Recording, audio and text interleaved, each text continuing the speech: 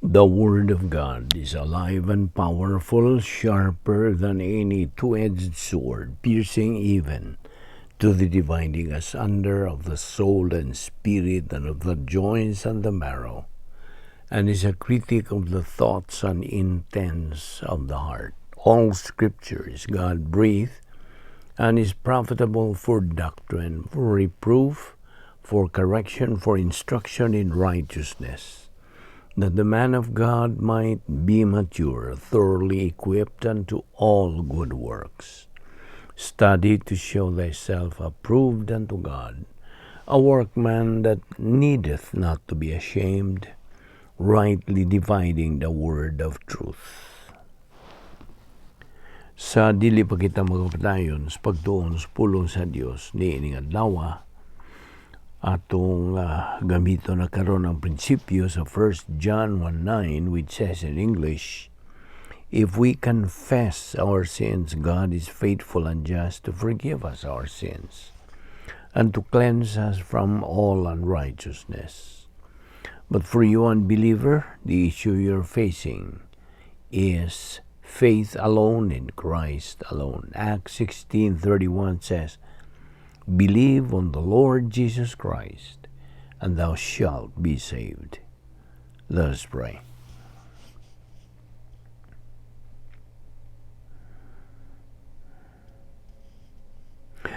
Amahan na mong langit no, nagamasalamat kami kanimo ning lain sa mga higayon, sa among pagpadayon sa pagtuon sa among pulong. Salamat nining grasya nga mong ipahimuslan, wani kami karon sa among pagpadayon, nining among spiritual momentum, pinagis pagtudlo ka namo sa balang Espiritu Santo, the only teacher of truth. This we ask in Jesus' name. Amen. Niya pa kita karon magadupot ni natong tulanan nga giuluhan og hypostatic union of the Lord Jesus Christ. Ato namang nasayran nga ang hypostatic, which is an English word, is taken from the Greek word hypostasis, which means the essential and basic nature of identity. The essential and basic nature is what is in the Lord Jesus Christ. Kay ang hypostatic good, this is the affirmation sa duha ka kinaiya nga gipanagihan ni Ginoong Kristo. And the Word was made flesh, that's the human nature ni Ginoong Kristo, and dwelt among us, full of grace and truth. John 1:14. O nga kita mga magtutuo karon, gimanduan diya sa 2 Pedro 3:18, sa pagtubo diya sa grasya o kahibalo kang Ginoong Kristo. The Word became flesh, di man nina. Mao kini ang hypostatic nature ni Ginoong Kristo. The two natures, that of God and of man, only belongs to the Lord Jesus Christ. Iya haragda. Wag yun nakapanagiyag ingon anang duha ka kinaiya. Kinaiya sa tao, 100%, kinaiya sa Dios, nga 100% pod. Ug mao nga kining maong duha ka kinaiya niya. There is no change in the human nature of the Lord Jesus Christ, just as there is no change in His divine nature. Di man niya, kining duha niya ka kinaiya became distinct, nagkalahi. Dili ni sila identical, they are different, and they are separate. The Lord Jesus Christ is the only unique person in the entire universe. He possesses two natures, nature of man, nature of God. That is His hypostatic union. Ang iyang divine nature always remains the divine nature, while His human nature always remains the human nature. Again, I just said that they go together but they are separate. Nagkuyog kini sila pero nagbuwag. Separate. Okay? And there's nobody like the Lord Jesus Christ since He is a unique person. So, agila na og review. Okay? Karon padayon ta sa atong gibiyaan nga samtang nagabitay si Ginoong Kristo dito sa cross alang sa atong kaluwasan, iyang gidawat ang tanan natong mga personalang mga sala dito sa cross. And that was His personal love for God the Father. Personal katungugma. Now, aron nga siya mahimong maluluwas kalato, He had to become man. Maulang na tao siya. Nahimo siyang tao. John 8:58, truly, truly I say unto you, before Abraham came to being, I was there. O, sige na Kristo na mulong niini. Take up your cross daily. Deny yourself. Come, follow. Kini nakahulugan o priority. Ang pasiuna. Sa may ipamulong ni Ginoong Kristo, well, daghan ang iyang ipamulong nga. Ingon usan ini, John 19:28, I thirst.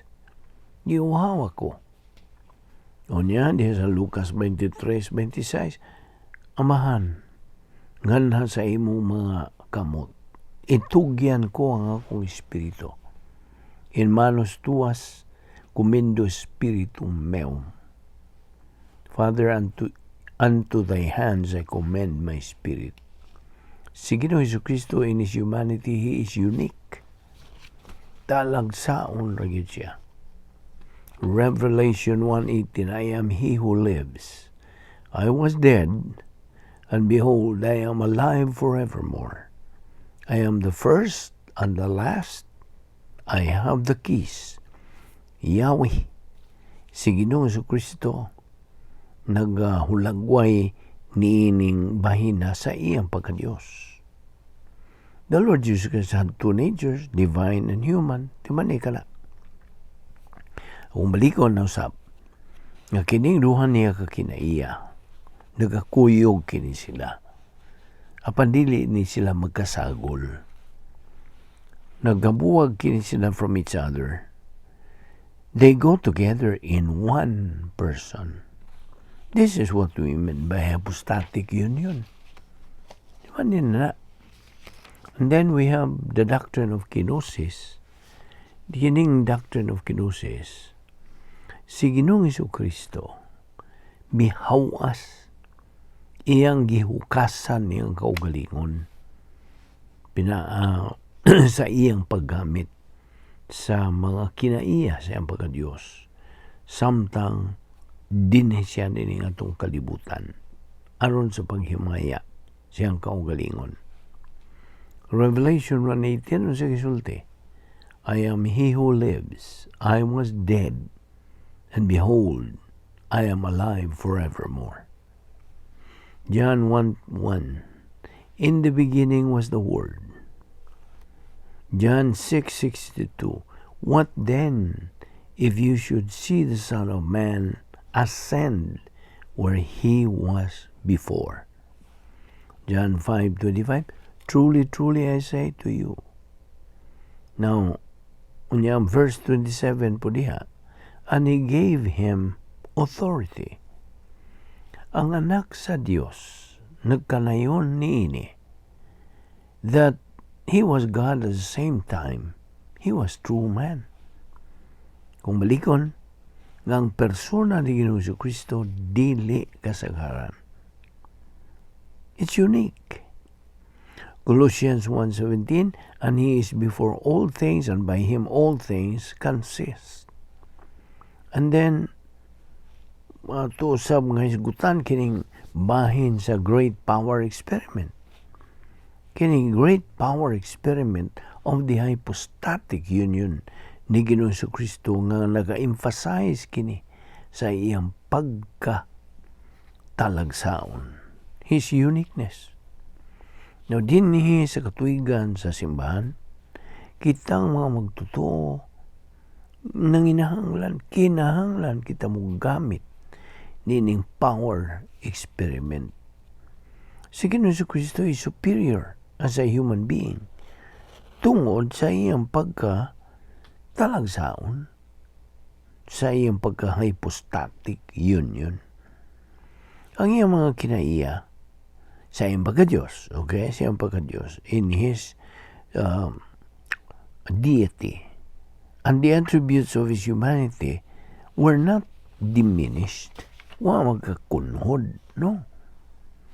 The miracles nga gipanghimo ni Ginoong Kristo were things done as his being the creator.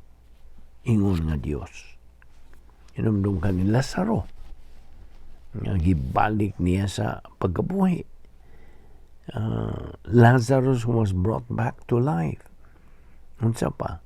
Ang tubig na himo nga bino. Ang 5 ka mga isda o 5 ka mga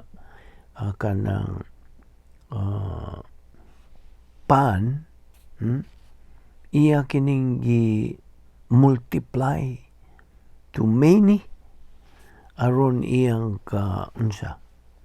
kanang ipakaon sa libuan ka mga tao. You see? 5 fishes and 5 loaves of bread multiplied to many to feed thousands of people. Now, of course, the divine essence and human essence ni Ginoong Kristo never mix together. Wa ni magkasagol. Okay.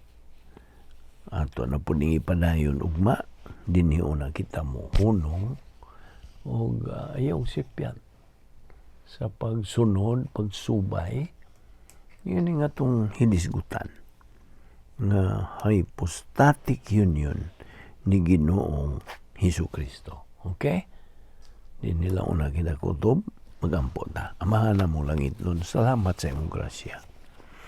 Sa imong pagpatinaw ka na mo, bahin sa pagtalagsaon na persona ni Ginoong Jesucristo na among manluluwas. Salamat o Diyos sa imong grasya. Nga among ipahimuslan, bisan dili kami takos, dili mangani kami takos mga mabuhi papan. Ang imong plano sa among kinabuhi, nakapadayon pamangyon pagliho. Musa salamat nining tanan. Nga Bible study through the YouTube sa Balbido Evangelistic Ministry. Kining tanan among ipasalamatan. Sa ngalan ni Ginoong Jesucristo. Amen.